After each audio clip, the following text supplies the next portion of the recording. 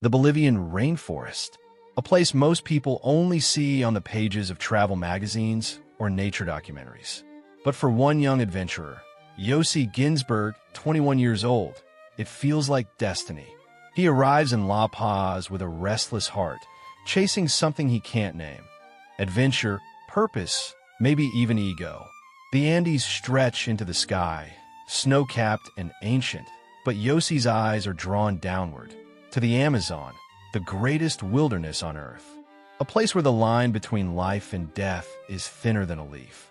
He meets Marcus Stam, a gentle Swiss teacher, soft-spoken and full of quiet curiosity. Then comes Kevin Gale, an experienced American photographer, confident, practical, and adventurous. The trio clicks instantly. 3 strangers, 3 dreams, 1 shared hunger for the unknown. And then a 4th man walks into their lives.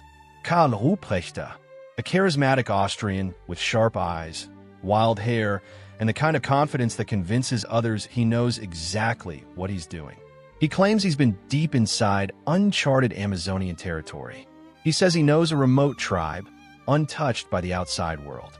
He offers them a once-in-a-lifetime expedition.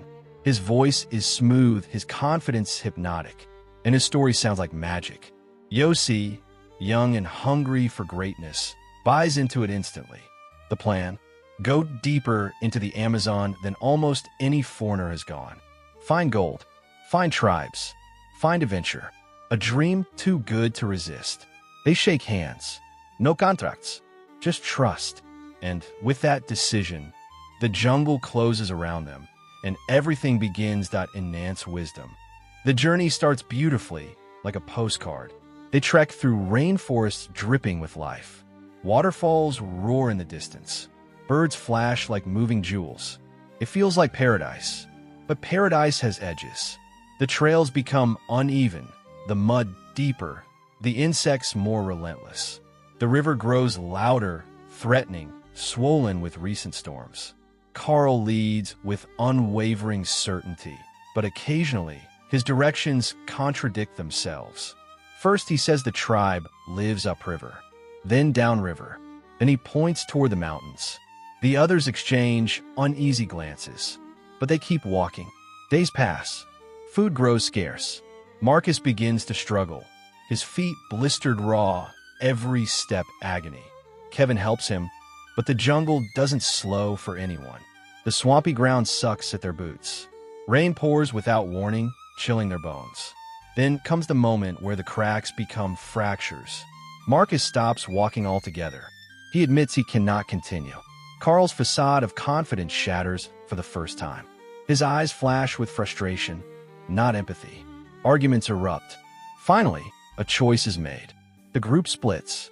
Marcus and Karl will walk back to a nearby village. Yossi and Kevin, stronger and mobile, will build a handmade raft and float the river downstream to Rerenabak. Yossi hugs Marcus, promising to reunite soon. He does not know he is seeing him for the last time. As Marcus limps away into the jungle, Yossi feels something twist in his stomach, a warning he ignores. He and Kevin begin building the raft, and the river waits below, roaring like a beast. The raft creaks as it hits the water, barely holding together. But the thrill of speed, the rush of wind, the sense of progress, it fills Yossi with hope. For the first time in days, he believes they will make it out. But hope dies on the rapids. The river narrows. The sound deepens. The water becomes a white wall of rage. Kevin shouts.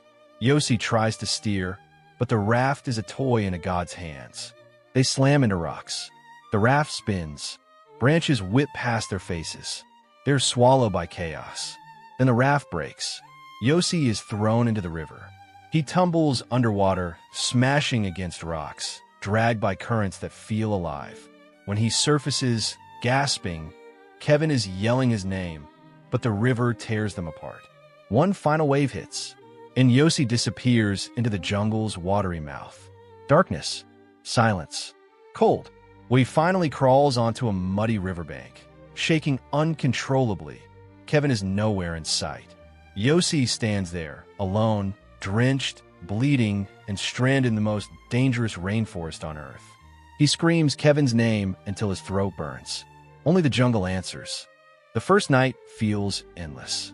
The sounds of the jungle shift after sunset. Everything becomes predatory. Insects buzz like drills. Something moves in the leaves. Eyes watch him from the shadows. Yossi doesn't sleep. He can't. Morning comes like a mercy, but the jungle shows none. He follows the river, thinking Kevin may be downstream. Every footstep is a gamble. Snakes, lethal ants, quick mud pits, hidden roots ready to snap ankles. Food becomes a memory. Water becomes a risk. Parasites invisible but everywhere. His body weakens. His mind wavers. He sees helicopters that aren't there. He hears voices that belong to no one. Then one day, he hears something real. A growl. A jaguar steps out of the bushes, muscles rippling under golden fur, eyes burning with hunger. Yossi freezes. The jaguar moves in slow, deliberate steps. Silent. Certain. Yossi remembers something his father once taught him. Fire equals fear. He strikes a small can of insect repellent with a lighter. A fireball erupts in front of the jaguar. The beast leaps back, startled, and vanishes into the forest. For the first time since he lost Kevin, Yossi feels a spark of hope, but fades quickly. Storms hit. Lightning shreds the sky. Rain turns the ground into a swamp. His feet rot inside his boots. His skin breaks in his sores. He begins hallucinating a woman, someone he tries to care for, protect, talk to. But she vanishes every morning. He is being consumed by hunger, by fever, by solitude. Each step becomes a war. Each breath becomes effort. But Yossi keeps moving, because stopping means dying. On day 18, Yossi collapses. His body can't move. His mind flickers in and out like a dying candle. He accepts death. He whispers goodbye to his family, their faces floating somewhere between memory and hallucination. As he closes his eyes, a sound pierces the jungle. A human shout. The sound is real. He forces his eyes open. Two figures emerge from the trees, and one of them is Kevin. Kevin Gale, alive, battered but alive, drops to his knees, screaming Yossi's name. Kevin had survived the river. He had crawled his way out. He had reached Rarenabak. He had begged locals to help him out a search. And against all odds, they found Yossi. Kevin lifts him from the mud, light as a child, cold as stone. A man who looks nothing like the confident young adventurer who began this journey. Yossi breaks, sobbing in Kevin's arms. He's been alone for 19 days. He has survived the Amazon. He has done the impossible. But there is no happy ending for everyone. Marcus and Karl are never seen again. Their fate remains one of the Amazon's darkest secrets. For Yossi, the jungle becomes a ghost he carries forever. But it also becomes the place that taught him what it means to live, to fight, to endure. He returns home not as a boy chasing adventure, but as a man who has met the edge of death, stared into its eyes, and walked away. The Amazon takes. The Amazon tests.